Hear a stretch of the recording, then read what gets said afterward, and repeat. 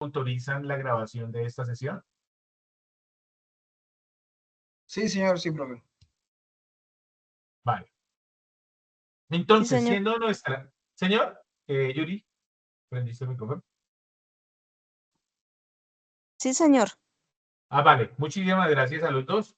En este momento, teniendo nuestra tercera, y vamos a contemplar en esta tercera sesión lo correspondiente a las dos últimas evidencias de nuestra competencia transversal, aplicar prácticas de protección ambiental, seguridad y salud en el trabajo, y por lo tanto, pues vamos a trabajar en esas dos evidencias. ¿Listo? Aquí va un segundito que voy a seleccionar ventana, no, pantalla. Listo. Permite. ¿Me confirman si ya están viendo mi pantalla?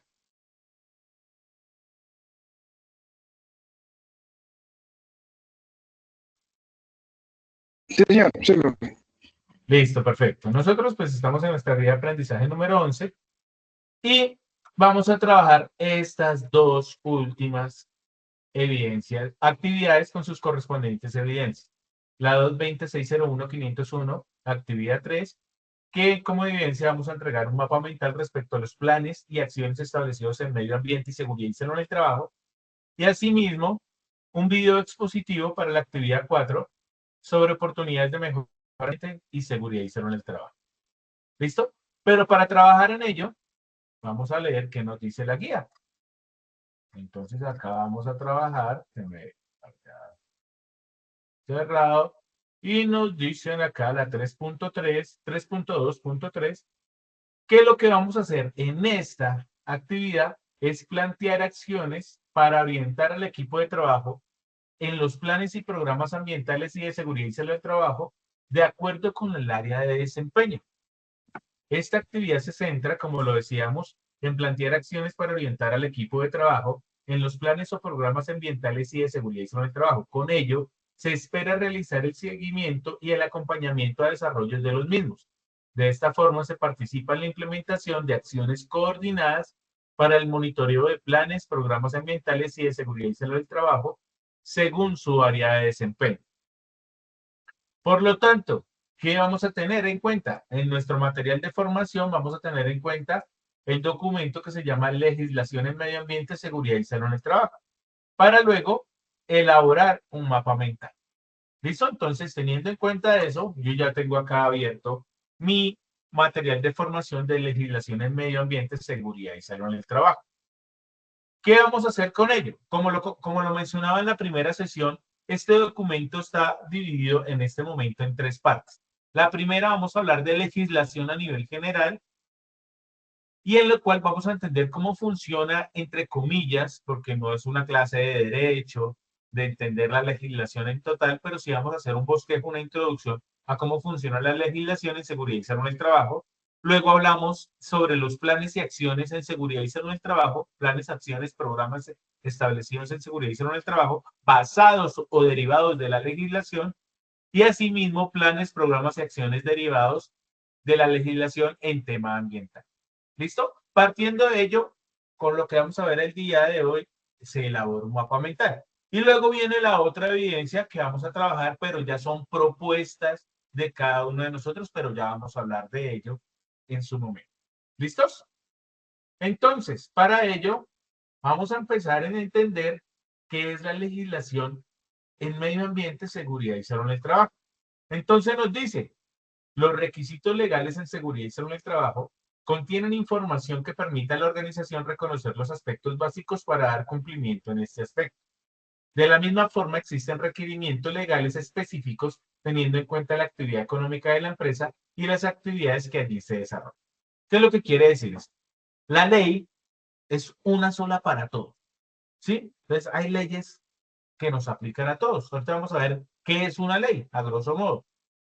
Pero hay una legislación que no solamente son leyes, pueden ser decretos, pueden ser resoluciones, pueden ser acuerdos, y en los cuales pueden estar direccionadas a un sector económico en específico.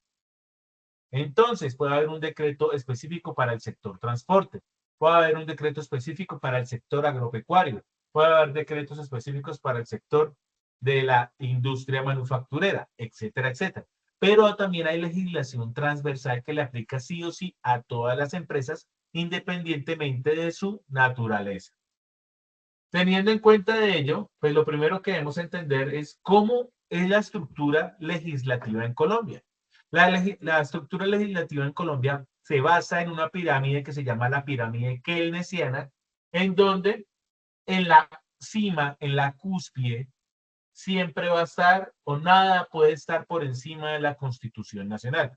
Nuestra Carta Magna, la norma de normas en leyes colombianas, es la Constitución Política Colombiana. Para nosotros, la Constitución actual fue expedida ¿en qué año? Yuri, Henry, ¿quién me ayuda?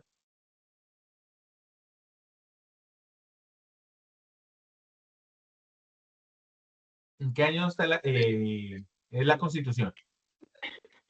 Profe, perdón, es que me fue acá un poquito la serie y no le escuché el último. ¿Me repite, por favor? Estoy preguntando de qué año es la Constitución Política Nacional en Colombia. ¿De 1991, profe?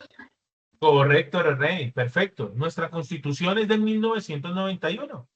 Listo. Anteriormente la legislación, no, la Constitución Política Nacional anterior era de 1886, 105 años anterior.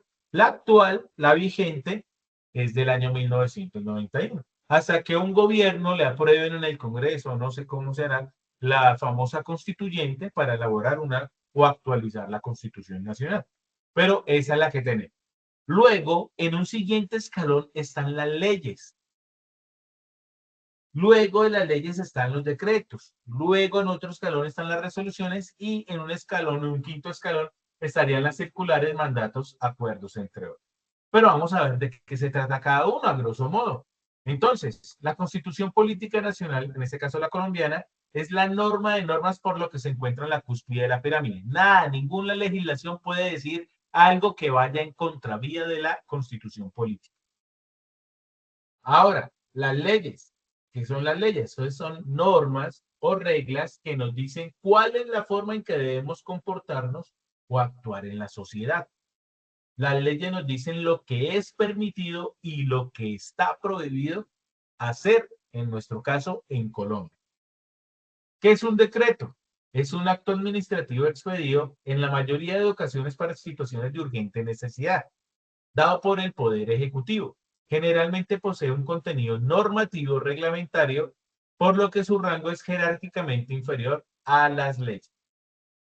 Las resoluciones tienen un carácter general, obligatorio y permanente. Sirve para reforzar a las leyes, en el sentido en que se dictan para que se cumpla lo que está establecido en estas. La resolución tiene un grado de flexibilidad, oportunidad e información que la ley no puede tener, y es en este sentido en que la complementa.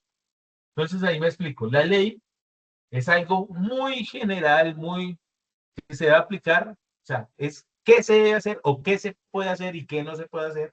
Pero la resolución, ya dependiendo de la actividad económica, del sector económico, nos va dando luces del cómo lo podemos hacer.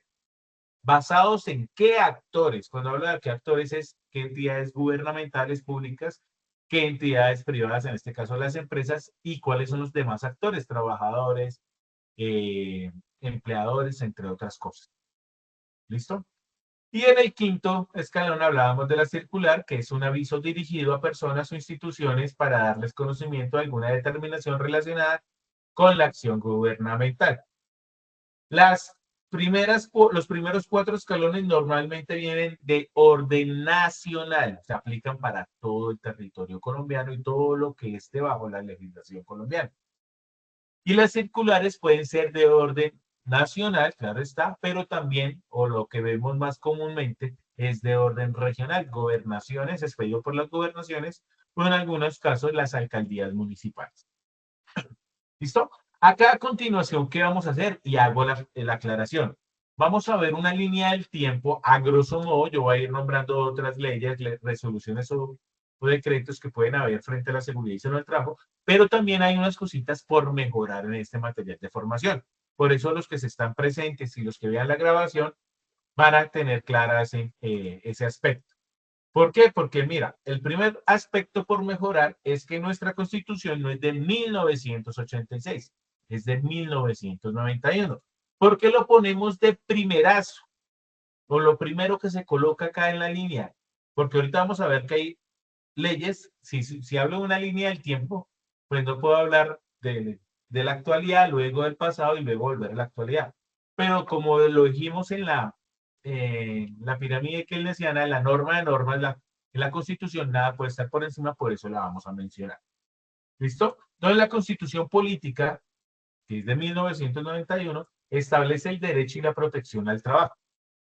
Entonces, en la Constitución los que lo hayan podido leer, pero a grosso modo, los que entendemos sobre la Constitución política, es que nos habla de unos derechos fundamentales. Y dentro de esos derechos fundamentales, para los ciudadanos colombianos tenemos derecho a la salud y derecho al trabajo. Entonces, cuando hablamos de salud y trabajo como derechos fundamentales para los ciudadanos colombianos, pues prácticamente estamos diciendo, venga, ya hay unas bases para la seguridad y salud en el trabajo. Acá habla de SEO, de salud ocupacional. Acordémonos, si lo mencionaba en la primera sesión, y ahorita lo vuelvo a nombrar, a partir del año 2012 a la actualidad, ya no se habla de salud ocupacional, se habla de seguridad y salud en el trabajo. Salud ocupacional ya pasó, por decirlo así, a grosso modo, coloquialmente, ya pasó de moda. Eso se hizo, ahorita lo nombramos, por tener un estándar internacional. ¿Vale? Ahora, ya teniendo en cuenta que la norma de normas establece esos derechos fundamentales y demás, que no es porque sea el 91, sino porque desde que estaba en la legislación anterior también, en la constitución anterior también pudo tener esas bases. Esa constitución realmente nunca la pude leer. Pero cuando empezamos a hablar de seguridad y salud del trabajo, hablamos del código sustantivo del trabajo. Y de por sí, todos los que hayan tenido la oportunidad de tener un trabajo o un contrato laboral, van a tener de base esta legislación que se llama la Ley 50, conocida como la Ley 50, que es el Código Sustantivo del Trabajo, con sus respectivas actualizaciones a la fecha. Pero nos habla algo, en el Código Sustantivo del Trabajo nos dice qué puede hacer el empleador frente a sus trabajadores como tal. Y dentro de esas obligaciones del qué puede hacer, también le dice, usted tiene unas responsabilidades, y es prevenir que ocurran accidentes y enfermedades. Para ello, hablan de la dotación, que son uniformes, y hay una obligación frente a ello. Pero y hago la aclaración acá, dotación de trabajo no es igual a elementos de protección personal. Lo dice el Código Sustantivo del Trabajo. Dotación es algo para lo que requieren para hacer el trabajo, sí, pero normalmente son como uniformes para tener institucionalidad. Y por eso solamente obliga a las empresas, según el Código Sustantivo del Trabajo, a que hasta trabajadores que devenguen o reciban ingresos hasta 2 salarios mínimos, o sea, entre 1 y 2 salarios mínimos, los obliga a darle esa dotación. Pero cuando hablamos de elementos de protección personal, el mismo Código Sustantivo del Trabajo dice, no, eso no esa regla ya no aplica. Así gane 10, 20, 25, 100 salarios mínimos, si para su actividad requiere de X, Y, Z elementos de protección personal, la empresa está en la obligación de entregarlos. Y no solamente entregarlos, capacitar para su uso adecuado y reposición según un protocolo que establezca la misma empresa. ¿Listo? Para que vayamos entendiendo. Listo, entonces ya hablamos de 1950 que nació el Código Sustantivo del Trabajo, pero ahora para mí vienen acá desde el año 1979 realmente es donde empezaron a hablar específicamente sobre seguridad y salud del trabajo. ¿Bajo qué ley? Primero, la ley novena de 1979, en la cual se cataloga el Código Sanitario Nacional, pero es una ley. ¿Qué se debe hacer para las infraestructuras, actividades que desarrollan infraestructura y demás, y cómo se deben contemplar distancias, protocolos para vías de evacuación y emergencia, aunque en ese momento pues no se hablaba en esos términos, como tal? Eso era la ley novena, vigente aún al año 2025, vigente. Pero llegó, necesito después la resolución 2400 para darle un mayor entendimiento, un cómo. Entonces nació la resolución 2400 del 79, donde se catalogó el Estatuto de Higiene y Seguridad Industrial, en donde todo eso que nombraba el Código Sanitario, acá lo íbamos a hacer de manera enfocada a la prevención de accidentes y enfermedades, en este caso en las actividades laborales, para que vayan tomando, pues si van tomando nota de cómo tal. Listo. Unos añitos más adelante, 5 añitos más, estamos en el 79, pasamos al 84. Nace el decreto 614, en donde se determinan las bases para la organización y administración de la salud ocupacional en el país. Entonces, por ahí en 1984, empezaron a decir, venga, las empresas deben tener algo, deben ejecutar acciones para prevenir esos accidentes y enfermedades que pueden pasar en una empresa de acuerdo a sus actividades. Pero en estas eran unas bases, uno, básicas, y dos, se le empezaron a exigir fue a las empresas de gran número de trabajadores. Como decir, como si solamente los que tengan hartos personas contratadas son las que se les debería exigir o se podrían accidentar. Y dentro de ese programa de salud ocupacional se hablaban de dos subprogramas, programa de medicina preventiva y programa de higiene industrial. Y prácticamente la base de esas dos era en la resolución 2400 y la ley novena de 1979. ¿Listo? Eso funciona hasta el año 2002. Y ahorita vamos a ir nombrando qué pasa en el año 2002. No, 2014 exactamente.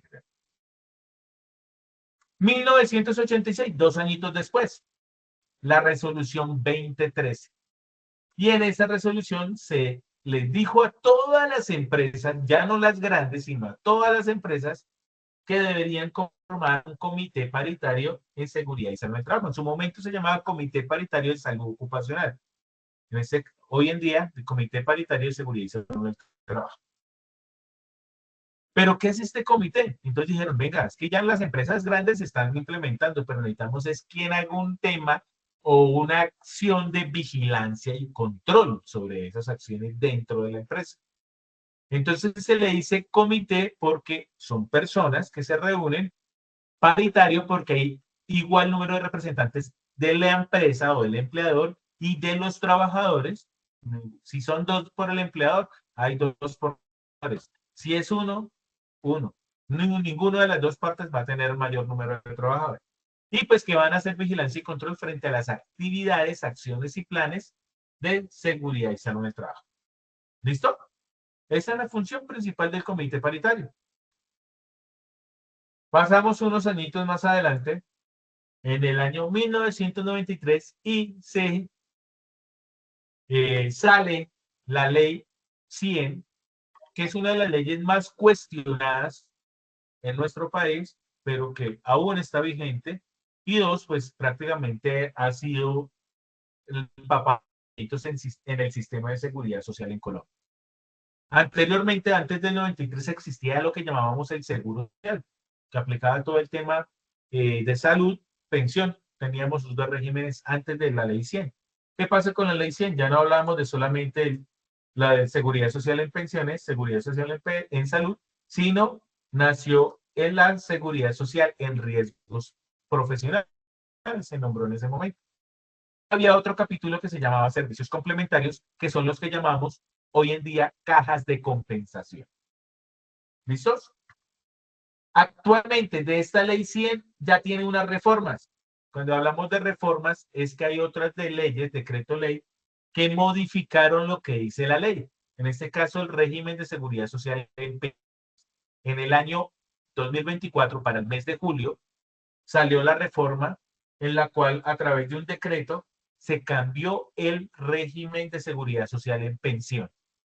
Por si no lo tenían claro, no han consultado, pueden consultarlo en internet, como desde a partir de julio del año 2025, porque tiene ese año de transición, cómo nos vamos o cuál es el sistema al cual debemos entender para saber y entender si podemos o cómo podemos pensionarnos en algún momento. ¿Listo? Si yo tuviera más sesiones, más tiempo, les haría un breve bosquejo de cómo funciona, pero en este caso no nos da el tiempo. ¿Listo? Régimen de salud actualmente sigue funcionando. Es tal cual, en el cual pues nosotros como personas escogemos una empresa promotora de salud, ¿no? En la cual pues nos afiliamos, pero ¿qué hacemos? Nosotros en ese tenemos régimen contributivo, si estamos devengando, trabajando, tenemos ingresos contributivos, pero si no llegamos a eso a través de una encuesta de clasificación de estrato socioeconómica, que es el CISBEN, nos clasifican y nos dicen si podemos llegar a estar en un régimen subsidiado. Lo único que nos dice la ley 100, y eso sí lo valoro bastante, de por sí yo, entendiéndolo y leyéndola, tiene muy buenos preceptos, con muchas cositas por mejorar, pero en salud hay universalidad. O sea, en Colombia es uno puedo decir, de los pocos países en el mundo donde sí o sí hay salud para toda la población en Colombia. Ah, ¿que puede mejorar el sistema? Claro que sí, pero hay universalidad en la prestación del servicio. ¿Listo?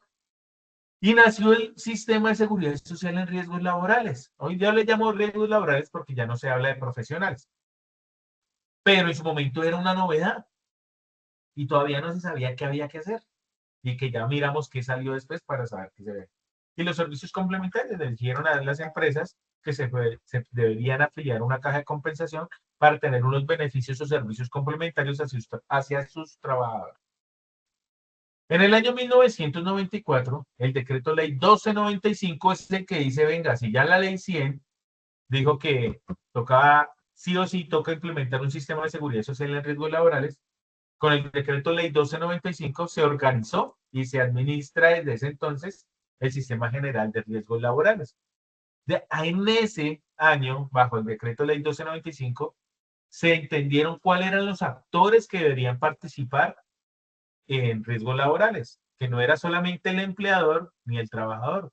Hay un tercer actor que son las aseguradoras de riesgos laborales, ARL, como las conocemos actualmente. Listo, acá hay un salto grande entre el 94 y el 2012. ¿Quiere decir que no hay legislación? Sí, hay bastante. Hay mucha legislación y muy importante, pues que no la nombran acá. Voy a nombrar algunas. Está la ley 1010 del año 2006, por la cual se trabaja todo el tema del acoso laboral o mobbing ocupacional, así lo llamaron en su momento, pero es acoso laboral. Tenemos la resolución 1401, por la cual se establece cómo se deben investigar accidentes y enfermedades laborales en Colombia, entre otras. Me acuerdo en este momento de esas dos. ¿Listo? 2006, 2007, pero hay legislación importante en ese trayecto.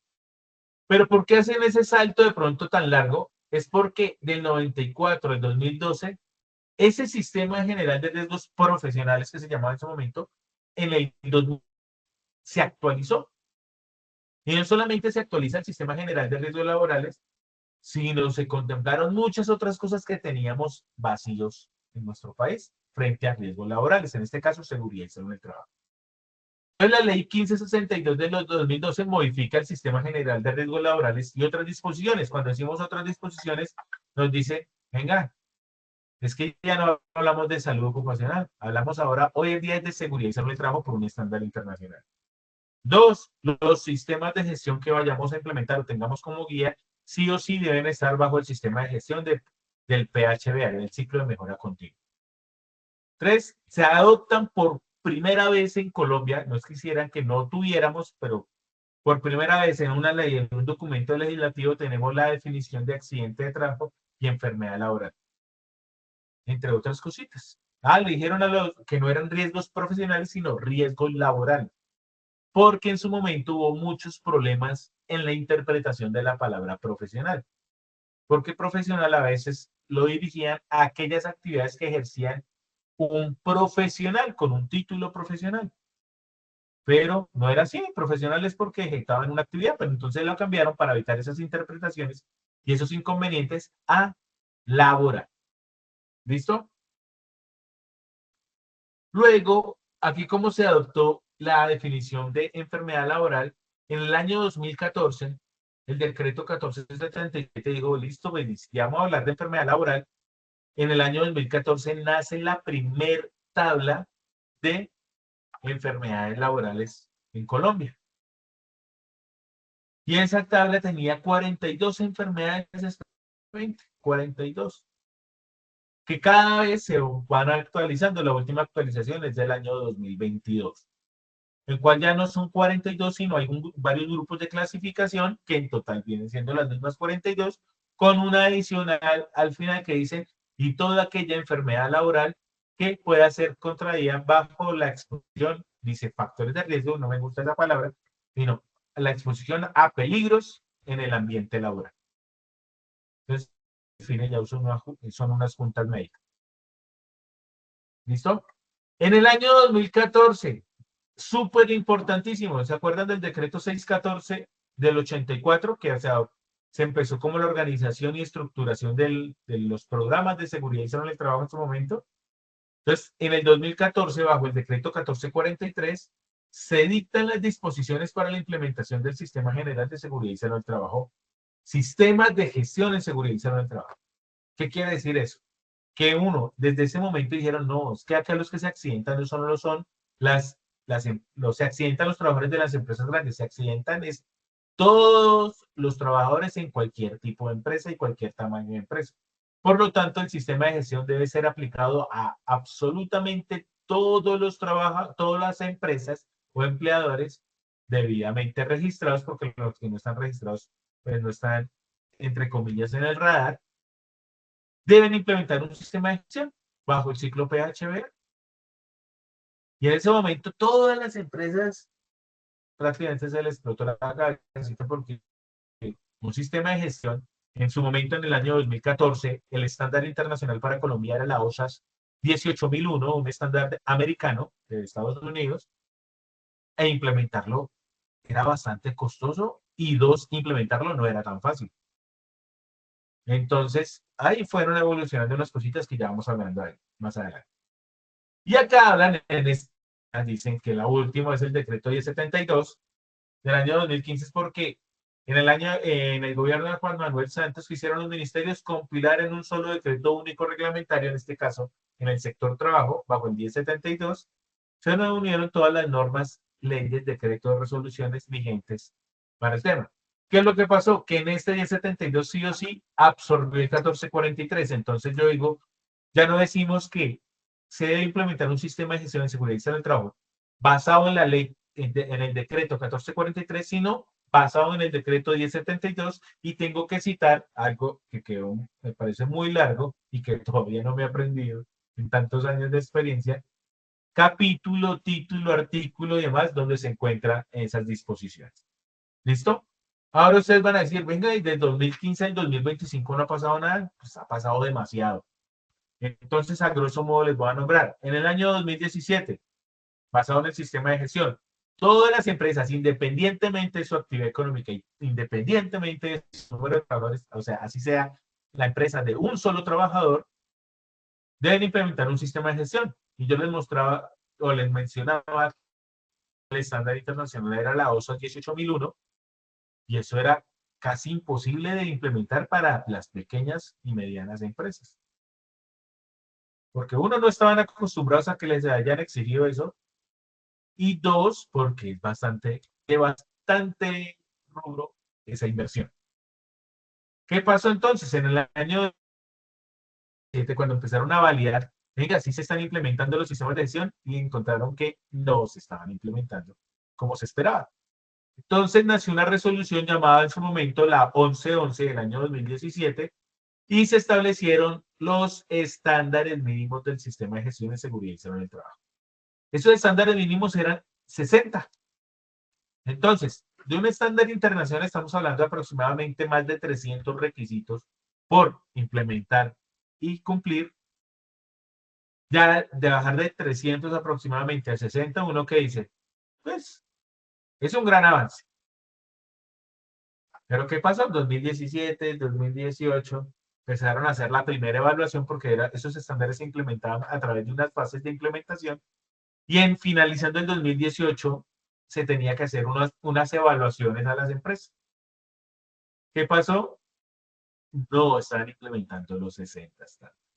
Y si miramos a la hora del té, sí, no era tan fácil implementarlo. ¿Qué pasó entonces en el año 2019, en abril de 2019? Nace la resolución B. La resolución... Ay, se me olvidó. Ay, discúlpenme. Se me olvidó el número. Bueno, por la cual, en este momento, por la cual se actualizan o se deroga la resolución 1111 y se actualizan los estándares mínimos. Siguen siendo los mismos 60 estándares, pero clasificados en 3 grupos. En 3 capítulos importantes. Primer capítulo, empresas de menos de 10 trabajadores y que su nivel de riesgo, hablemos de que es un nivel de riesgo, el Ministerio de Trabajo tiene un listado de actividades económicas en donde dependiendo de esa actividad económica ya tiene clasificado entre el nivel de riesgo 1 al nivel de riesgo 5, entonces 1, 2, 3, 4, 5, siendo el nivel de riesgo 1 el de menor probabilidad de accidentalidad y el nivel 5 el de mayor probabilidad de accidentalidad.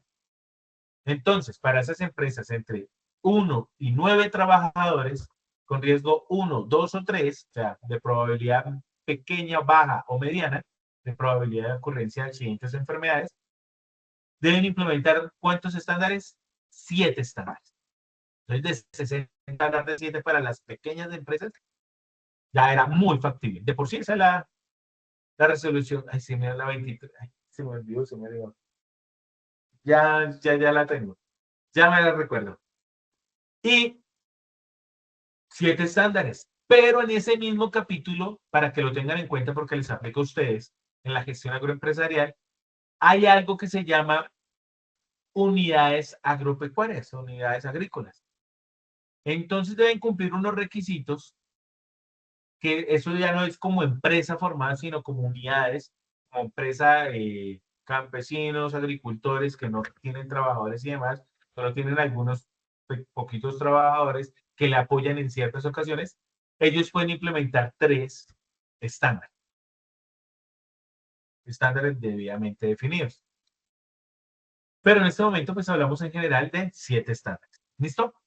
Luego, entre 10 y 50 y 49 trabajadores de nivel de riesgo 1, 2 o 3 implementan o se les exige mínimo 21 estándares, 21 requisitos. Y para las empresas de más de 50 trabajadores o de menos trabajadores, pero que tengan nivel de riesgo 4 o 5, o sea, de alta probabilidad, sí o sí deben implementar mínimo 60 estándares. Y eso es lo que está actualizado. Y se debe hacer una evaluación y seguimiento año a año, y en lo cual, a través de esos años, el Ministerio de Transporte, a través de sus oficinas de trabajo en cada uno de los municipios, han multado, han sancionado, la palabra no es multar, han sancionado muchas empresas económicamente, civil, administrativamente, o sea, cierre temporal y o hasta definitivo de la actividad económica de la empresa, y a los que tienen accidentes graves en su seguimiento, cierre temporal y o hasta definitivo de la actividad económica, y a los responsables sanciones penales. Puede llegar a ser hasta sanciones intramurales, o sea, bajo regla. Entonces, eso es lo que pueden tener en cuenta. ¿Listo? Para que tengamos ahí. Pero voy a ponerlo acá. Estándares mínimos. 0312, discúlpenme ustedes. 0312 de 2019. Se me había ido la resolución 0312 del año 2019. ¿Listo? Eso como tal. Ahora vamos con los antecedentes legales en temas ambientales.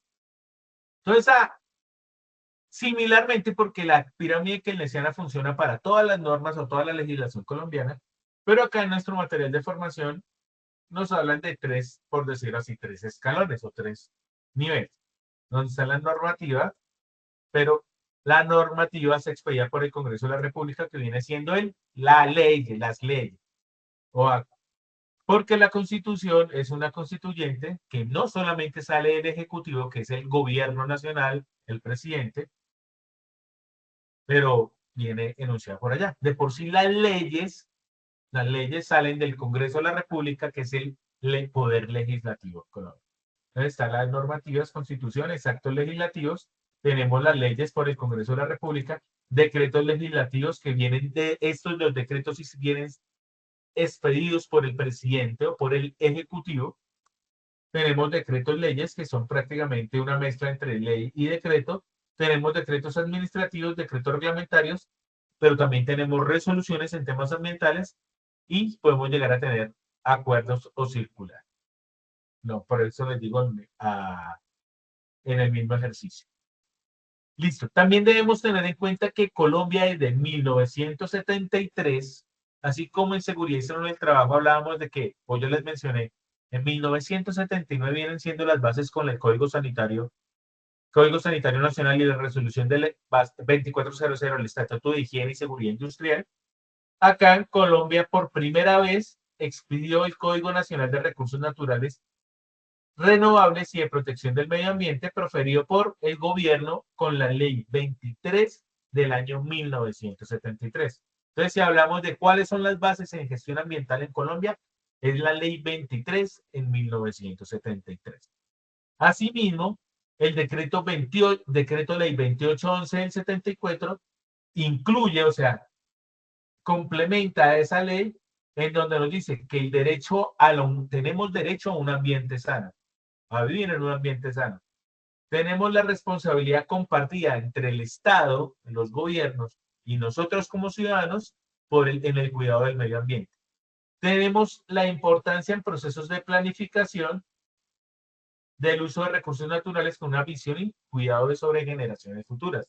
Eso lo deben tener en cuenta sobre todo aquellos gobiernos municipales regionales cuando establecen los planes de ordenamiento territorial. Por eso es que en algunos sectores, en ciertos municipios, dicen ahí no puede ir o no pueden ejecutar esa actividad económica, porque el POT, Plan de Ordenamiento Territorial, no lo permite. Y así sucesivamente. ¿Listos? Pero acá venimos a lo chévere.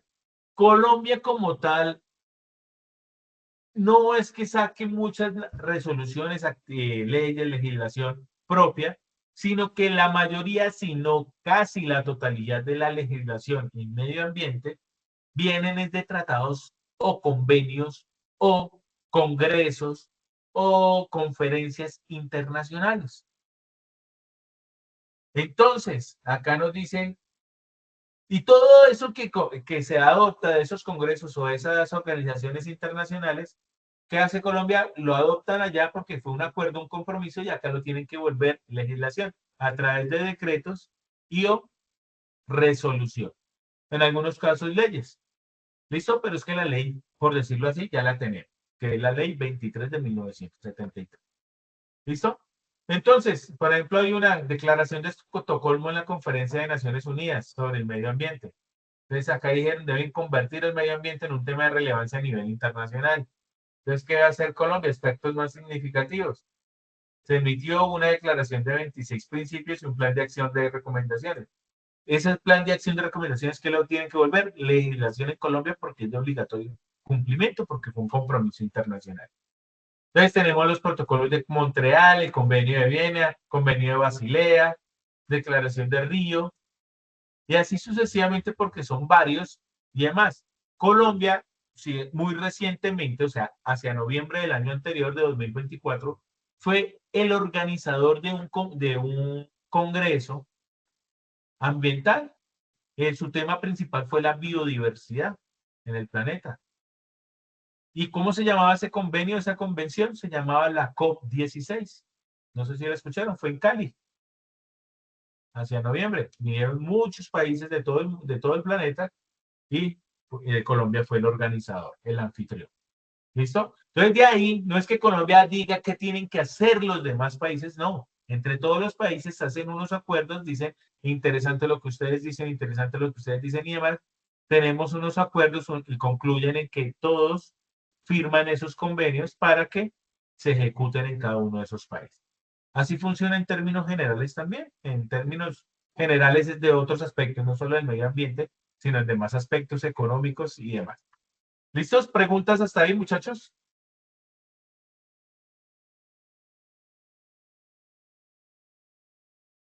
No, profe. ¿No, claro? Bueno.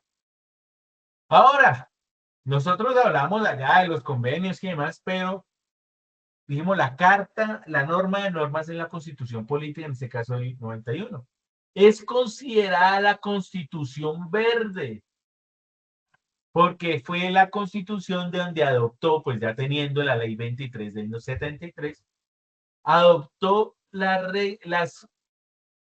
reglas o todo el tema de ocupación frente al medio ambiente. Entonces aquí empezaron, había movimientos ambientalistas, pero la Constitución dijo, venga, todo lo que dicen, no todo, mucho de lo que dicen es cierto y lo vamos a implementar como Constitución política. Por eso dentro de la Constitución nosotros también tenemos derecho fundamental a un ambiente sano y seguro. Pero ese ambiente sano y seguro es a poder respirar aire puro, aire sano y demás. ¿Qué estamos haciendo nosotros como personas para ello?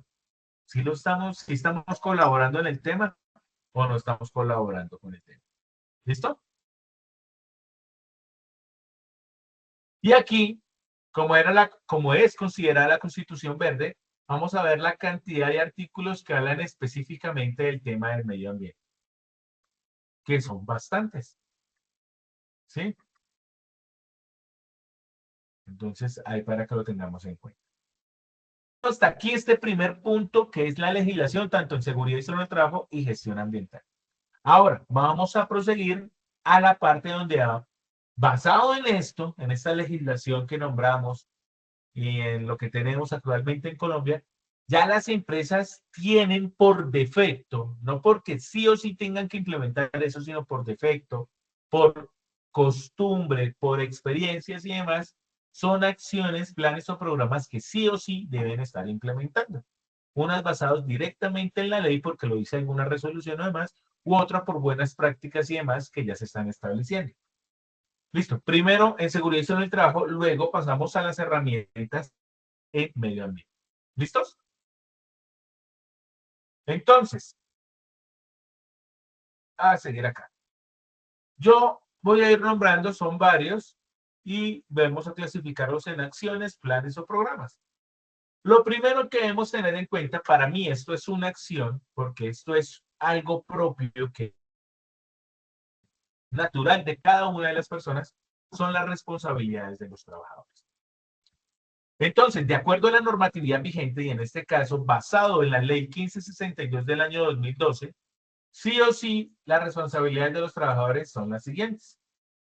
Todos nosotros que seamos trabajadores debemos procurar el cuidado integral de la salud. O sea, nosotros nos dicen que y de por sí, por simple sentido común, yo no debo buscar accidentarme ni tener dolor. Lo que yo les decía, yo no quiero sentir dolor, por lo tanto, prefiero no accidentarme y prefiero no enfermarme.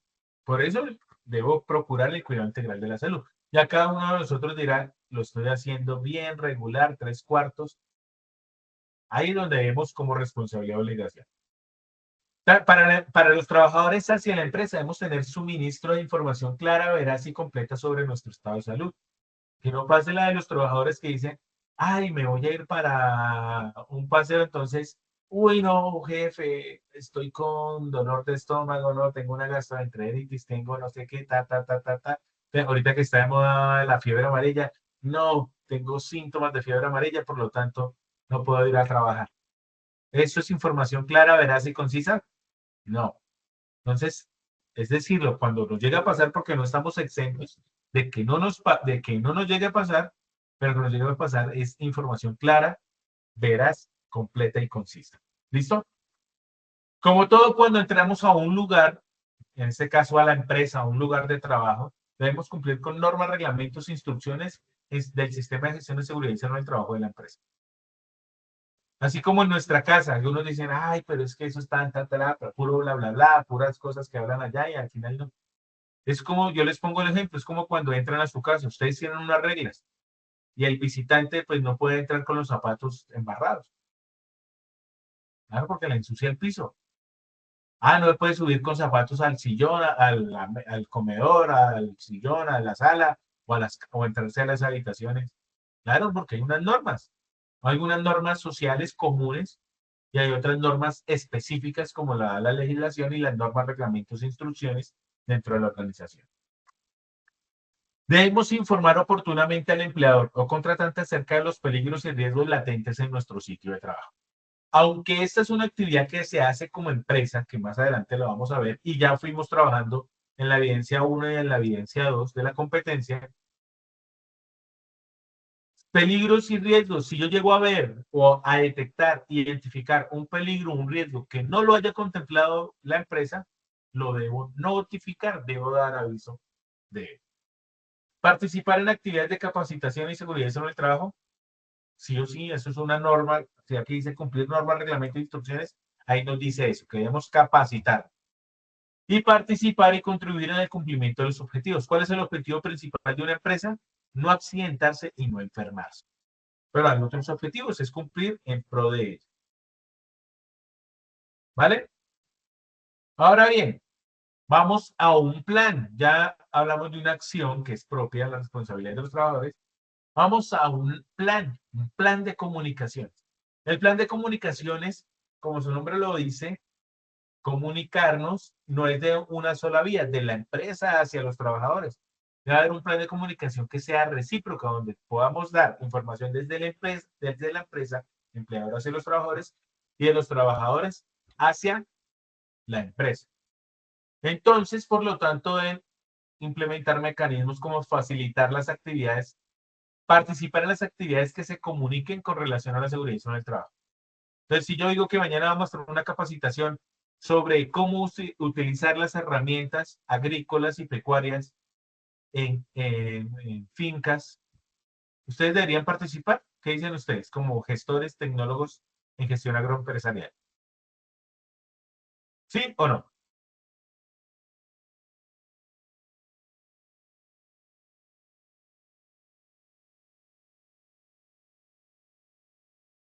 ¿No?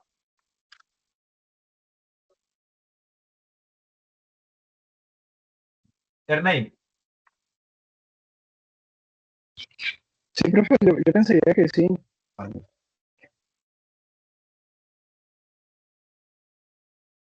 listo, perfecto, claro. Ah, pero si me dicen que vamos a hablar de astronautas en esa capacitación, pues que tienen que ir las personas que están relacionadas con esa actividad. ¿Listo? Debemos comunicar inquietudes frente a la seguridad, frente al sistema de gestión. No todo lo que está en el sistema de gestión es una Biblia, por decirlo así. También podemos decir, venga, no nos parece. De eso se trata una comunicación, esas inquietudes. Informar aportes o ideas que puedan beneficiar al sistema de gestión. Nosotros también tenemos ideas, venga, podemos hacer esto, podemos hacer esta campaña, podemos hacer esta otra actividad, pausas activas que, ay, es que no hacemos pausas activas porque no hay quien pagarle, no, nos podemos preparar nosotros mismos y fomentar esas pausas activas, los momentos de esa pausa de pausar el trabajo, la actividad normal que hacemos y hacerlo activamente para no relajar nuestros músculos, actividades y claridad mental, pero sí activarlo en otra cosa. ¿Listo? También, asimismo, tenemos que recibir, documentar y responder adecuadamente a las comunicaciones internas y externas, internas dentro de la empresa, externas de entes, como el nombre lo dice, entes externos. Garantizar en que se da a conocer el sistema de gestión a todos los trabajadores y disponer de canales que permitan recolectar inquietudes, ideas, aportes de trabajadores. Normalmente un buzón de sugerencias, un buzón donde puedan aportar a través de una tarjeta predeterminada, o hoy en día a través de la tecnología, a través de un formulario o un cuestionario, diligenciar información en la cual podamos tabular, revisar y contemplar para una mejor solución. ¿Listo? Entonces tenemos responsables de los trabajadores, acción y plan de comunicación hasta el momento. 2.3 o 3, este es un programa que se llama Programa de Identificación de Peligros, Evaluación y Valoración de Riesgo. Esto tiene un paso a paso a seguir establecido y demás, pero eso ya lo venimos trabajando. Normalmente tenemos como guía la GTC 45, que lo nombramos, vimos la clasificación de los peligros, pero también este ejercicio de identificación y valoración de los riesgos lo hicimos con la herramienta que vimos en la segunda sesión llamada análisis de riesgo. ¿Listo? Pero ¿qué es lo que buscamos con ello? Identificar en una actividad, tanto en un proceso, actividad, tarea específica, en un lugar específico, qué peligros están presentes y qué consecuencias nos pueden generar. ¿Listo? Pero el ejercicio no debe quedar en valorar el riesgo. El ejercicio, como lo hicimos para la segunda evidencia, es establecer cuáles son esos controles para que ese peligro que puede causar daño no lo cause. Eso es lo que va a hacer este programa de identificación de peligros, evaluación y valoración de riesgo. ¿Listos? Pasamos a un plan que se llama prevención, preparación y respuesta ante emergencia. Este plan es demasiado robusto, sí, que en muchos casos, y espero, nunca lo apliquen en su totalidad, porque espero que no tengan una emergencia. Pero si lo hay, sí o sí debemos tenerlo porque nos dice en cómo podemos prevenir las emergencias, cómo podemos prepararnos para en caso de que ocurra una emergencia tener recursos disponibles y cómo vamos a responder ante esa emergencia. ¿Listo? Entonces, para ellos debemos tener diferentes características, diferentes pasos a contemplar. Pero ¿qué es lo importante? Es que el plan de preparación, de prevención, preparación y respuesta a emergencias de mi sede, de ejemplo, de la sede Quebrajacho en Fusagasugá del Centro Agroecológico y Empresarial del SENA, va a ser diferente al del centro en Medellín. Ay, pero es el mismo SENA, ¿no? Pero es que son características, recursos diferentes, características diferentes, lugares de trabajo diferentes y demás. Entonces, esto debe ser único para cada lugar de trabajo. Esa preparación, plan de prevención y preparación y respuesta ante emergencia. ¿Listos? No, no voy a detenerme a leer esto porque es un plan muy robusto en lo cual debemos tener. Ahí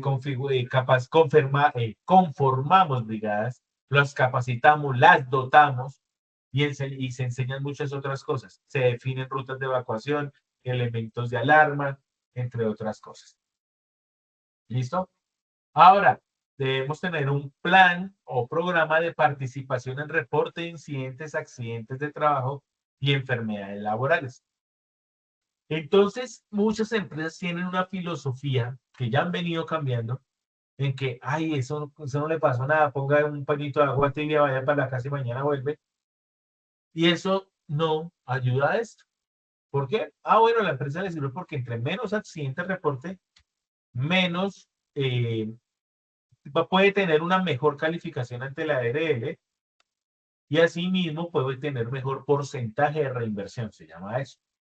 Lo que la ARL le da adicional a las empresas en asesoría. Pero lo importante de reportarlo es que al reportarla, basado en la resolución 1401 del año 2007, yo, una vez lo reporten, debo investigar y cuando investigo determino cuáles son las causas probables. Entre esas causas probables es el diagrama de espina de pescado o Ichikawa que trabajaron en la evidencia número 2, esa metodología, para saber qué causó ese evento no deseado y cómo vamos a establecer medidas de corrección, en este caso son medidas de corrección y algunas de prevención adicionales para que esos incidentes no vuelvan a ocurrir, incidentes, accidentes o enfermedades. Pero si yo no lo reporto, no se investiga y por lo tanto estamos más propensos a seguir a que siga ocurriendo ese tipo de error. ¿Listo? Entonces no me voy a detener acá. ¿Qué es un incidente de trabajo? Eso no lo hemos nombrado, pero un incidente de trabajo voy a ponerlo en estos términos coloquiales. Porque acá lo define la resolución 1401. Pero para que lo tengamos en cuenta, si un accidente de trabajo es todo suceso repentino que se devenga por causa o con ocasión del trabajo y que produzca en el trabajador una perturbación funcional, sí, lesión orgánica, perturbación funcional, orgánica, psiquiátrica y o a la muerte, que es, yo les decía, es un accidente, es un evento causado por el trabajo, pero que generó dolor. ¿Qué es un incidente? un evento causado por ambientes o condiciones o actos del trabajo, pero que no causó dolor. Esa es la diferencia entre incidente y accidente. Accidente generó consecuencia, incidente no generó consecuencia. ¿Listo? Por eso acá dice que tuvo el potencial de ser un accidente. O sea, no llegó a tener dolor. ¿Listo? ¿Qué pasa cuando nosotros tenemos un accidente y o hasta un incidente? Pero normalmente cuando es un accidente que realmente requerimos de una atención asistencial o económica. Entonces tenemos unos derechos. Esos derechos son los siguientes. Nos dicen, podemos no, tenemos atención inicial en cualquier IPS por urgencias. Tenemos esa atención.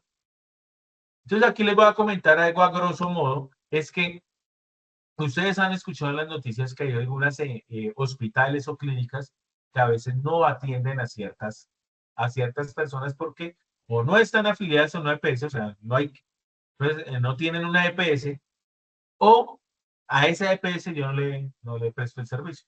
Porque sea por lo mismo, de esas cosas por mejorar del sistema de salud, donde hay muchas EPS que tienen muchas deudas o pagan muy retrasado a las clínicas y hospitales. Pero como es un accidente de trabajo o una enfermedad laboral, sí tenemos atención inicial de urgencias en cualquier IPS. ¿Por qué? Porque las ARL son más puntuales en su pago. ¿Listo? Y también en la negociación, eso es una negociación como cualquier cosa. Si yo lo voy a comprar gaseosas, hacemos una negociación del precio como tal. Así lo hace la ARL con los diferentes hospitales y o clínicas prestadoras del servicio de salud. También tenemos derecho a la atención médica, quirúrgica, terapéutica, farmacéutica prestada por la IPS donde está el afiliado, o sea, donde le están atendiendo. No hay un no como pero, aunque actualmente todavía hay el no, pero no es porque no se pueda cubrir, sino porque no hay existencia. A diferencia de la EPS, que es el sistema de salud. El sistema de salud tiene algo que le llaman el plan obligatorio de salud y lo que esté dentro se puede cubrir, lo que no está dentro de ese plan obligatorio no se cubre, por lo tanto, muchos optan por su derecho a través de un derecho de petición, pero pueda que se lo aprueben como pueda que no se lo aprueben. ¿Listo? Acá sí o sí deben implementar.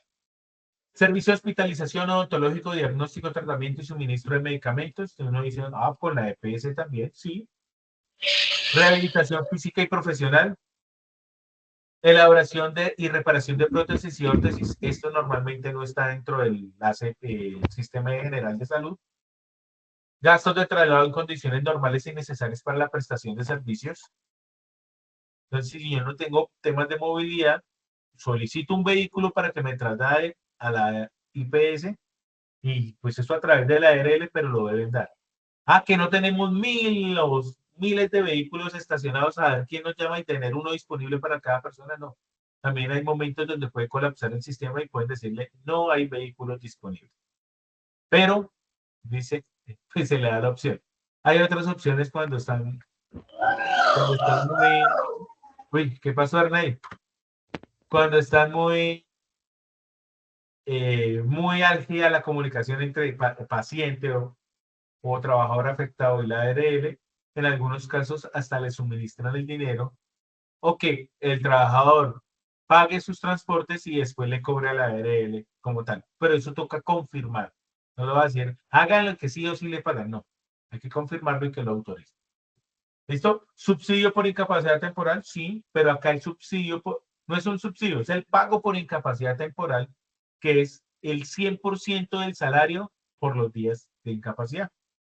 A diferencia del sistema de salud, se paga son las 2/3 partes, equivalente al 66,67% del día laboral. Indemnización por incapacidad permanente o parcial. Entonces, para catalogar esto, voy a ponerlo como tal en estas tres cositas. Indemnización por incapacidad permanente parcial y pensión de invalidez. Normalmente hay en Colombia, se llama el Manual Único de Calificación de Invalidez, MUCI. Y cada vez que nos dan una incapacidad, normalmente cuando ya requiere una rehabilitación, hay una junta médica, ya sea en la ARL, porque también funcionan las EPS, en la cual determinan cuál es nuestra pérdida de capacidad laboral. ¿Por qué pérdida de capacidad laboral? Porque yo no, si me incapacitan es porque no puedo trabajar. Entonces debe haber una pérdida de capacidad laboral. ¿Para qué no estoy apto en ese momento? Y normalmente las incapacidades temporales están catalogadas hasta el 10%. Hay unas capacidades que se catalogan por lesiones permanentes o parciales, amputaciones, pérdida de funcionalidad de algún órgano, que normalmente se clasifican entre el 10% y el 50%, menor al 50%, porque a la pérdida de capacidad laboral que se califique del 51% en adelante puede tener pensión de invalidez, pensión por invalidez. Eso ya se juntan con el sistema pensional y activan las aseguradoras y lo pueden pensionar porque ya no está apto laboralmente. Pero que hay que tener en cuenta, más adelante lo hizo, pero lo va a decir. Esto para permanente parcial, si es una indemnización, un pago único, acá se le pagan por los días de incapacidad, pero la pensión de invalidez nos dan una obligación o una responsabilidad en que debemos estar reportando nuestras condiciones de salud. Normalmente seguir yendo a controles y mostrando pues mi condición de que no puedo seguir laborando. Porque en algunos casos, como acá tenemos rehabilitación física y profesional, han habido casos en donde tienen la pensión, pero como se rehabilitó, ya puede laborar, se suspende la pensión. Han habido casos.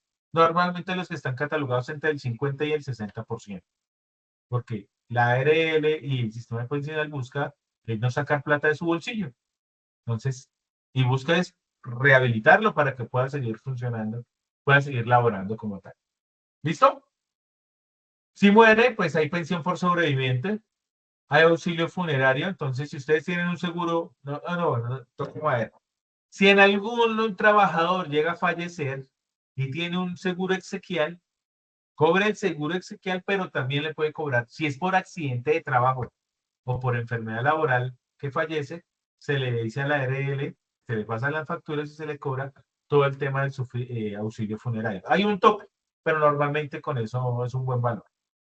Y el derecho fundamental es que tenemos derecho a ser reincorporado y reubicado una vez terminados los procesos de recuperación y o rehabilitación. Hay algo que se llama fuero de salud. Si mientras yo esté incapacitado, no me pueden hacer terminación unilateral del contrato. Y si se me llega a terminar durante una incapacidad, se me llega a terminar la fecha de terminación del contrato, me la deben ampliar hasta que termine mi incapacidad, pero tengo derecho a ser rehabilitado y reincorporado. Y ahí, por decirlo así, entra en un periodo de prueba. ¿Listo?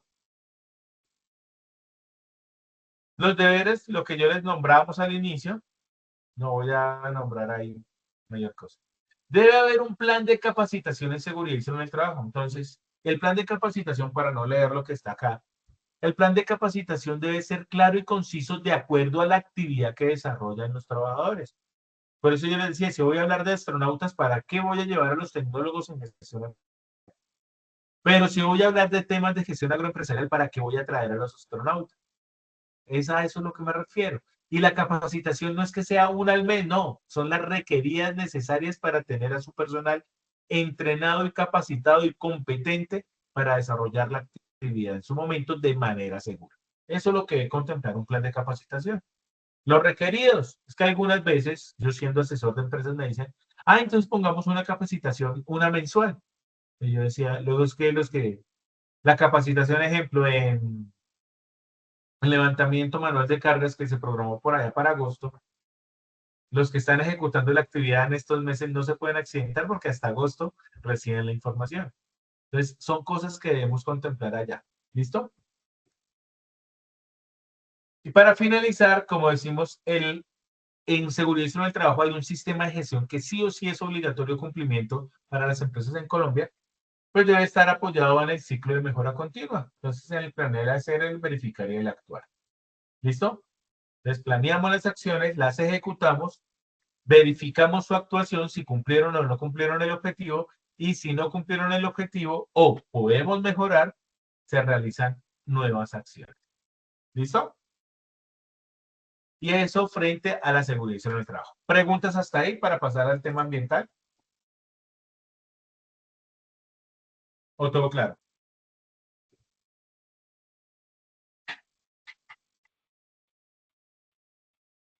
Ernei, Eli o Yuri. ¿Todo claro? Sí, sí, profe, ahí todo la salida, todo. Listo. Regálame un segundo.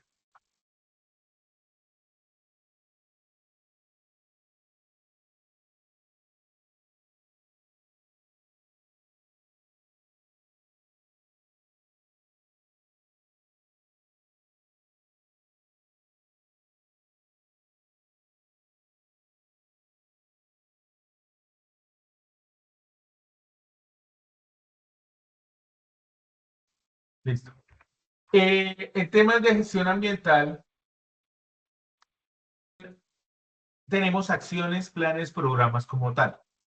Pero a veces esos planes establecidos en la legislación, a grosso modo, en muchos casos están implementados o enfocados, como en su momento lo funciona en seguridad y salud del trabajo, enfocado a las grandes empresas por tamaño en seguridad y salud del trabajo, por tamaño y número de trabajadores, en gestión ambiental por impactos o empresas que puedan generar proyectos de gran impacto, ¿sí? O impacto significativo.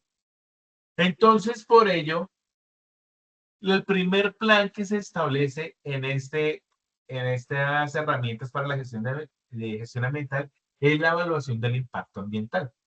Esta evaluación del impacto ambiental está basada en la Ley 99 de 1993 y el Decreto Único Reglamentario 1075 del año 2015, en donde a todos los proyectos de alta significancia deben entregar un estudio del impacto ambiental.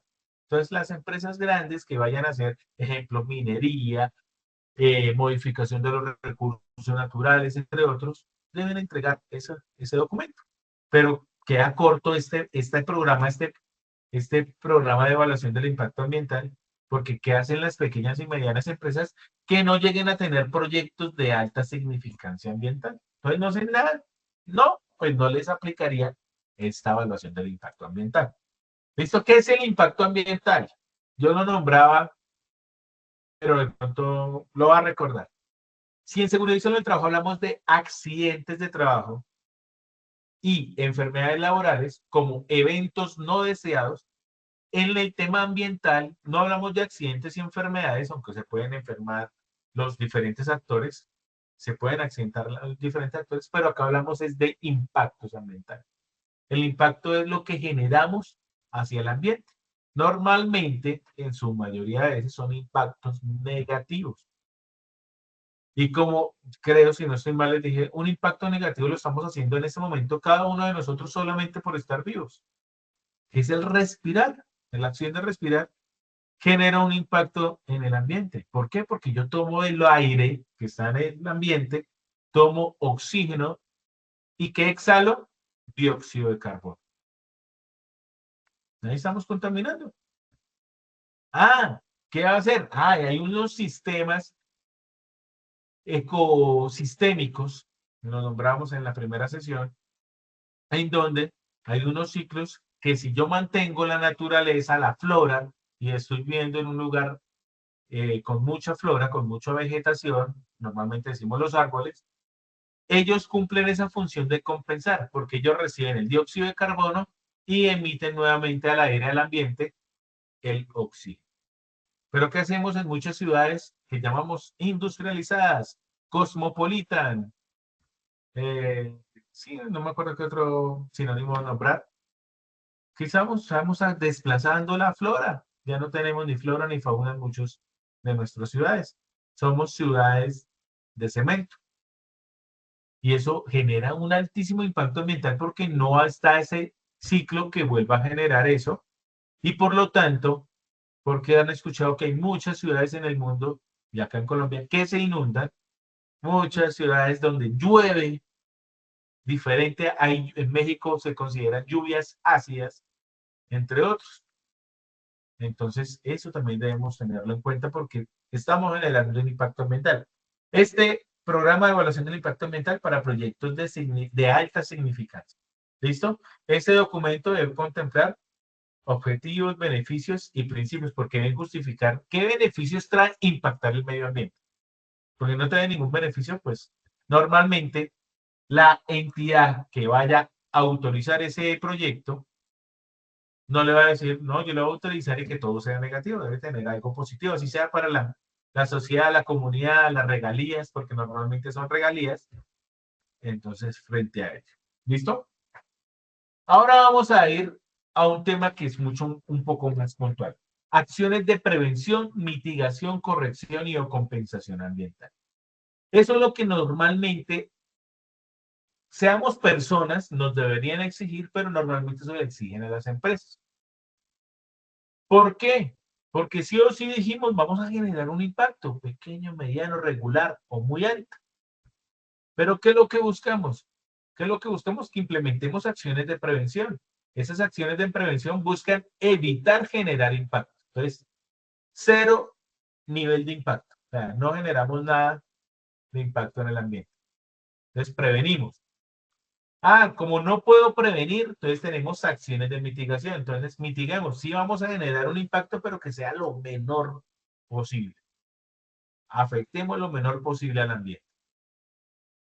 Ah, que si ya listo, mitigamos y generamos ya impactos, pues debemos implementar medidas o acciones de corrección. Hay que corregir lo que hicimos o podemos mejorar.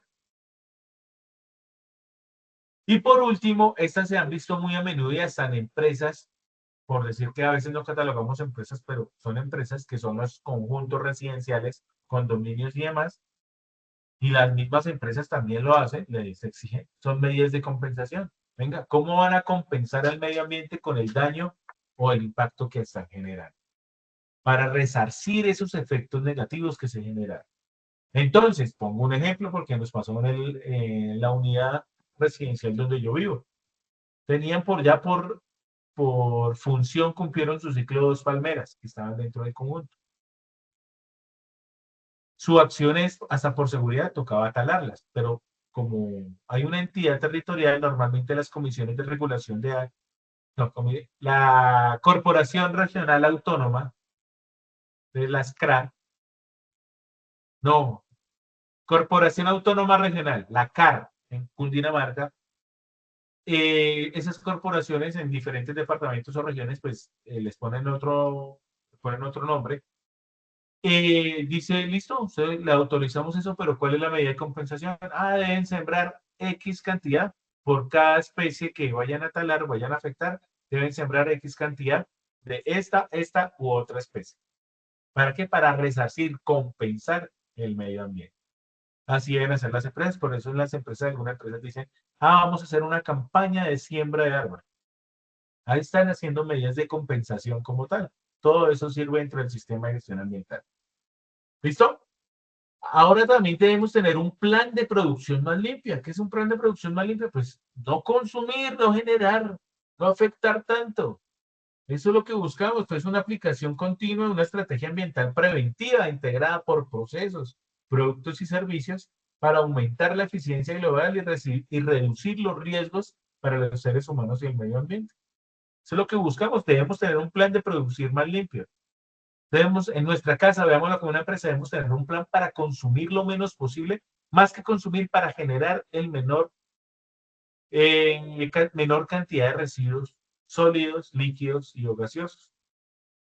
Entonces, alguna vez una persona me dijo, entonces me voy a almorzar por fuera de la casa siempre y no genero basura.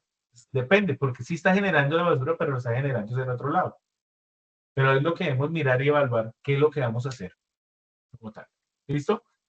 Eh, en las empresas también deben implementar un sistema de gestión ambiental. Sí, debería ser un deber, pero actualmente no está legislado como de obligatorio cumplimiento, a diferencia de seguridad y salud del trabajo. Pero tenemos unos estándares internacionales, sí. En ambiental es la ISO 14001 del año 2015. Y yo les dije ahorita en seguridad y salud del trabajo que la OSA es 18000, pero actualmente desde el 2018 a la fecha, el estándar internacional en el cual, pues, como lo tenemos de referencia, es la ISO 45001 del año 2018. ¿Listo? Y ese sistema de gestión debe tener unos objetivos específicos.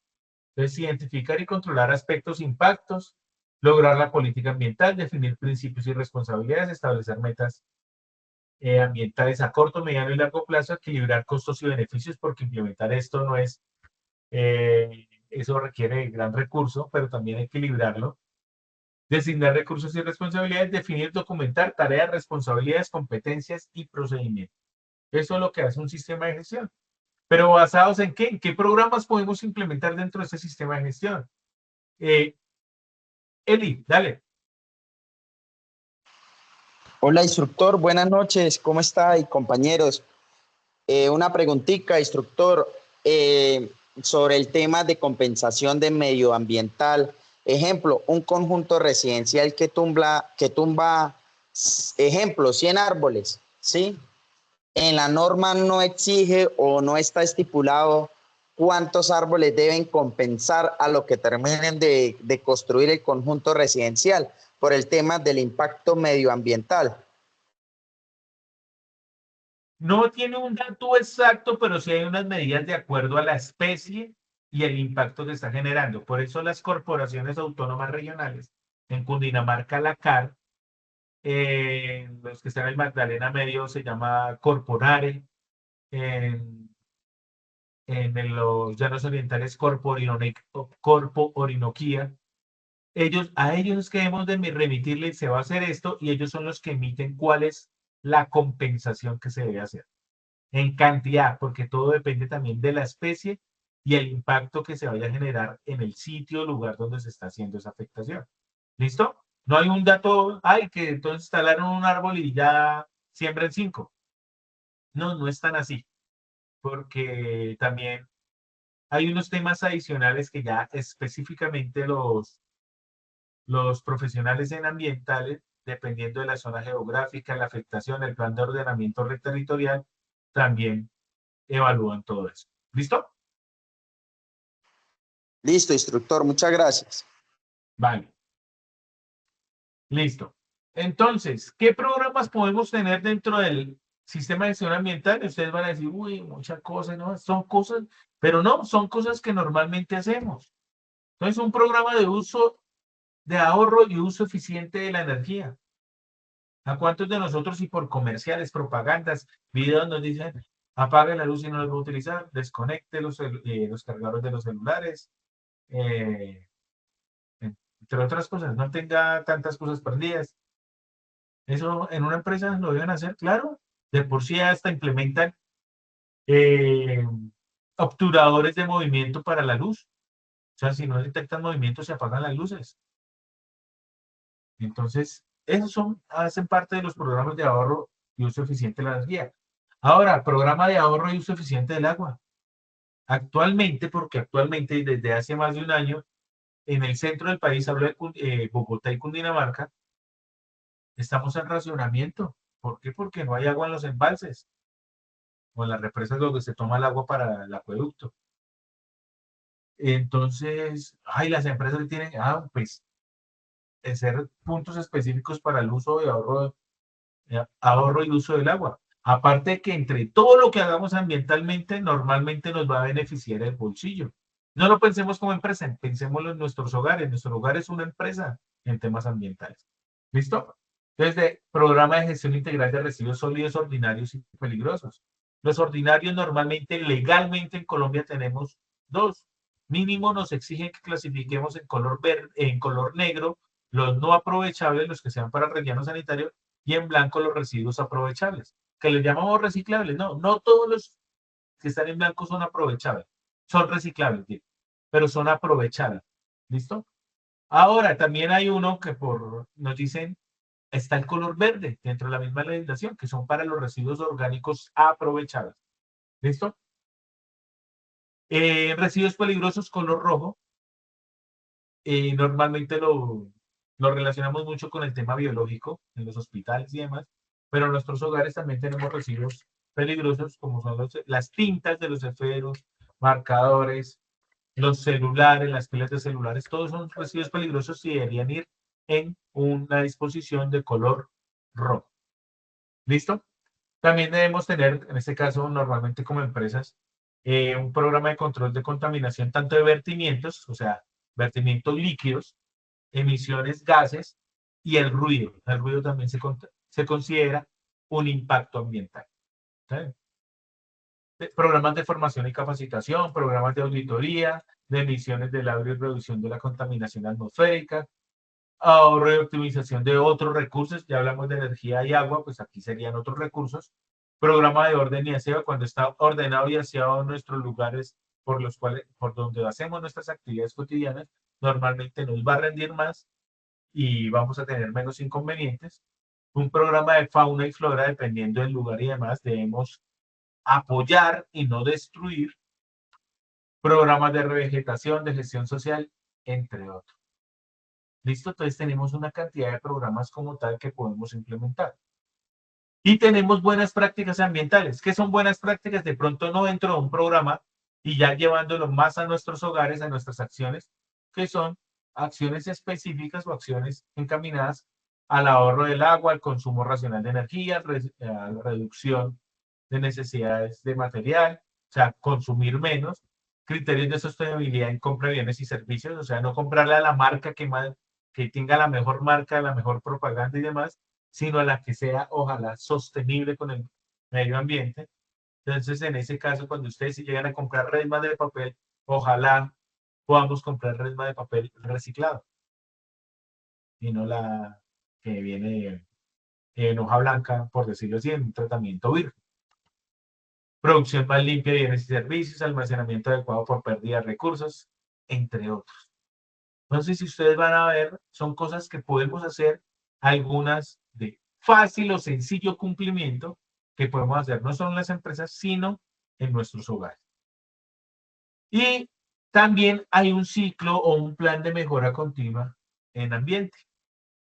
¿Por qué? Porque si dijimos que hay un estándar en el cual las empresas ojalá pudieran tener ese estándar que la ISO 14001 del sistema de gestión, todo basado en el ciclo de el PHBA, planear, hacer, verificar y actuar. Ese ciclo es considerado el ciclo de mejora continua. Entonces también se debe implementar en este caso, nos nombra la ISO 14001, en donde deben implementar acciones correctivas y acciones preventivas de acuerdo a la hallazgos y no conformidades, no le digamos no conformidades, hallazgos o aspectos por mejorar en lo que estén implementando o no hayan implementado tanto en las empresas. ¿Listo? Muchachos, entonces, teniendo en cuenta hasta ahí alguna pregunta, duda, comentario para resolver, o si no, ya para ir, porque acá terminamos nuestro documento de legislación en medio ambiente, seguridad y salud del trabajo, y ya para ir específicamente a explicar las evidencias.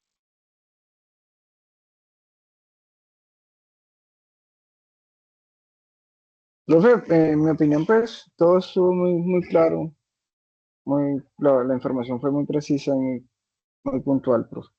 Vale, Rey, vale, gracias. Listo. Entonces, frente a ello, volviendo acá, ya me va a tocar volver a ingresar a Sayuna. Segundito.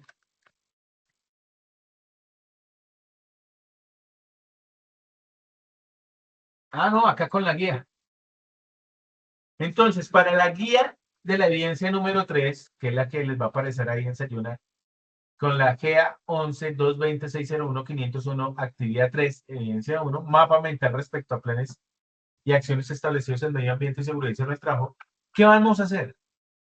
Entonces, ¿qué es un mapa mental?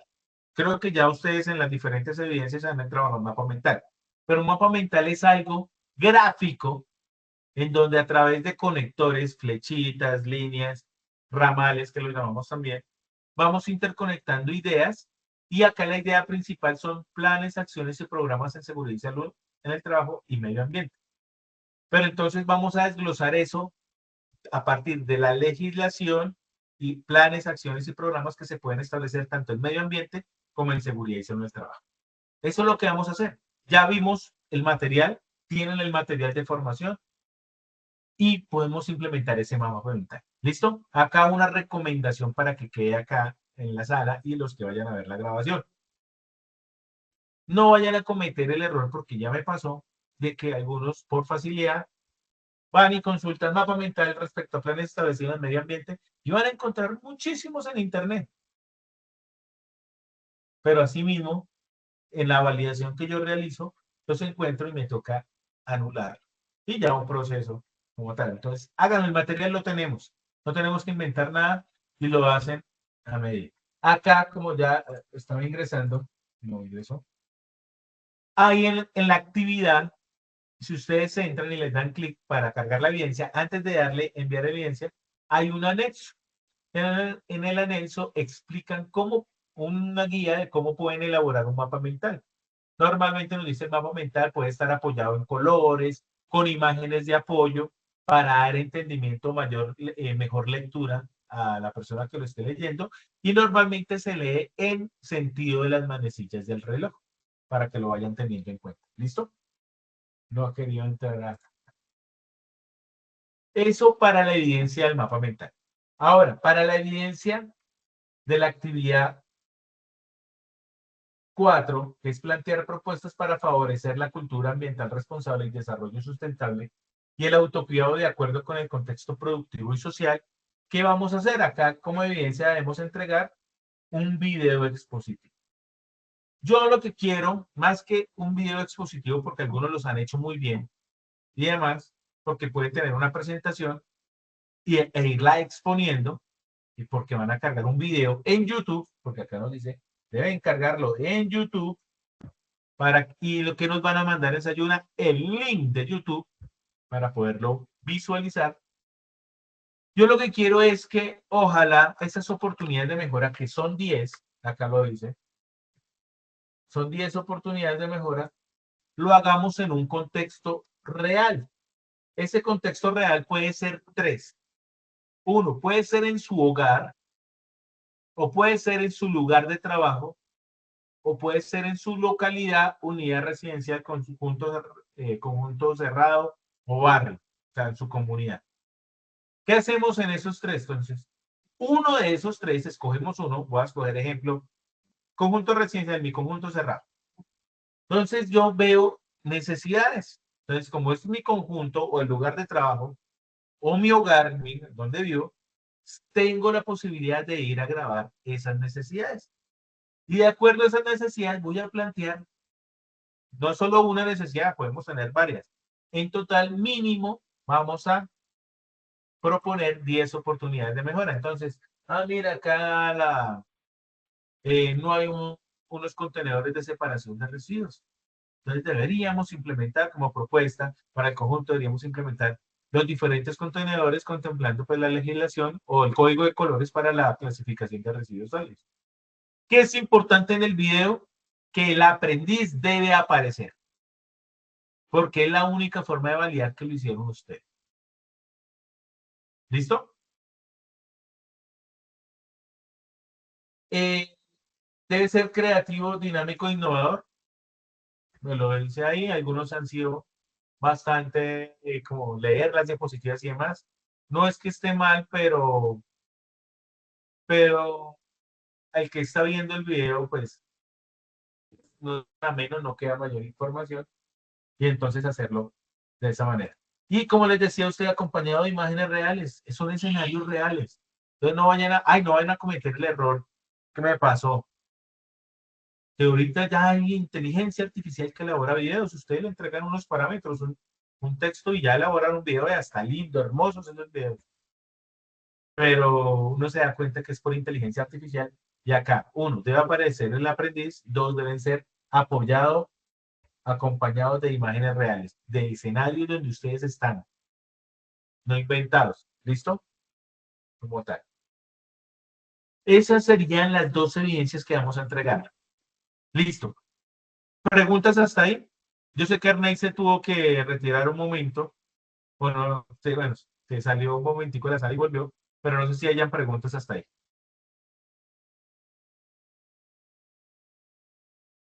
Profe, perdón, pues sí, es que se me fue acá la energía, tengo unas fallas con la energía y pues no escuché la evidencia del video cómo es que toca presentarla, profe. Si me la puede repetir, por favor. Listo. Listo, vamos a repetir la del video. La del video es un video, ojalá creativo. Yo normalmente les digo, hoy en día, ¿cómo transmitimos mayor información? A través de videos cortos. No el video con una exposición, pero lo pueden hacer sí, pero ojalá videos cortos. Primero, para el video debemos tomar uno de 3 escenarios. Mi hogar, el barrio, localidad, ciudad, conjunto cerrado donde vivo, y o el lugar de trabajo, actividad laboral. Teniendo en cuenta uno de esos 3 escenarios, ejemplo, yo había escogido para la explicación el conjunto cerrado. Yo, como estoy en el conjunto cerrado donde yo vivo, pues puedo ir a tomar imágenes reales de las posibles necesidades que tiene el conjunto cerrado frente a seguridad y salud del trabajo. Y frente a esas necesidades, mínimo voy a proponer 10 oportunidades de mejora. ¿Listo? Entonces, como apoyamos, tenemos una necesidad, aportamos 10 oportunidades de mejora para que, dependiendo de eso, pueda ser mucho mejor y se puedan prevenir accidentes, enfermedades laborales e impactos ambientales. ¿Listo? Debe aparecer el aprendiz y ojalá sea creativo, dinámico e innovador. Y por último, ese video debe ser cargado en YouTube. ¿Qué van a enviar a Sayuna? Van a enviar el link del video de YouTube. ¿Listo? Eso es lo que vamos a hacer para estas nuestras evidencias. ¿Listo, Ernei, Yuri y Eli? Sí, profe. Gracias. Listo. Ahora, hasta el día domingo, porque eso fue algo que estoy diciendo, ustedes terminan esta guía. Pero no me asusten, este domingo es el domingo 27 de abril. Igual ustedes me pueden entregar hasta el próximo jueves las evidencias. ¿Por qué? Porque ustedes les van a aparecer ocultas otra información que posiblemente pues, no van a tener. Entonces, vayan trabajando en estas evidencias, ojalá el fin de semana, pero si no, hasta el próximo jueves, por favor, jueves. Yo sé que es 1 de mayo, festivo, pero aprovechen de por sí ese día si es necesario y carguen las evidencias para que yo entre el 2 y ese fin de semana las pueda calificar y podamos entregar, porque ustedes ya entran a la guía de aprendizaje número 12 con otras competencias. ¿Listo? ¿Estamos?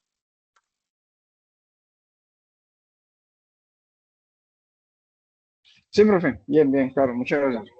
Listo. Hay una recomendación. Solamente del grupo han entregado 2 personas las evidencias 1 y 2 de la competencia. Entonces, por favor, los que no, por favor, ponerse al día. ¿Listo? Entonces, en este momento, pues podríamos dar por terminada nuestra sesión. En este momento, si no hay más preguntas y demás, voy a detener la grabación y terminamos por el día de hoy. Muchas gracias por haber compartido con ustedes estos días, prácticamente este mes, acompañar esta competencia. Muchas gracias y cualquier cosa me pueden preguntar, me pueden consultar y voy a estar atento a cualquier comentario o duda. ¿Listo? Entonces, hasta luego, que estén muy bien. Hasta luego, profe. Muchas gracias. Pase buena noche a usted y los compañeros. Vale, hasta luego, que estén muy bien. Bueno, hasta luego, profe. Muchas gracias. Vale, chao. Hasta luego, instructor. Muchas gracias. Vale, hasta luego, Eli.